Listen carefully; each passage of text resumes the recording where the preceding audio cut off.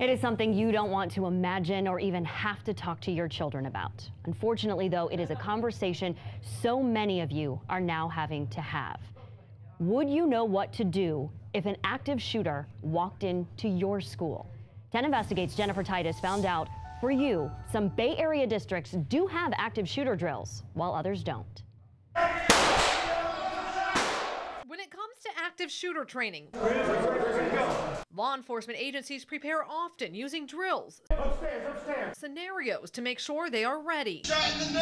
But while they are getting prepared, is your child's school. This young man, a student at Stoneman Douglas, says they never had an active shooter drill. We did have meetings with our teachers about where we need to go, what we should do in these situations, but we never had an active shooter drill. We reached out to the school districts here in the Bay Area and found that only two, Polk and Pasco, confirmed that they do an active shooter drill. During those drills, they work closely with local law enforcement. In Pinellas and Hillsborough, they do lockdown drills. Our thoughts and prayers are with the families. But after the tragedy Thursday, Hillsborough County Public School Superintendent says they are adding to it. But we're also scheduling a lockdown and evacuation drill to take place next week, because part of this drill and lockdown, especially with an active shooter, is you have to evacuate. And so we have to make sure that our schools are very, very clear on those procedures. Former police officer Adam Coffrin teaches children how to deal with active shooter scenarios. The situation is very fluid.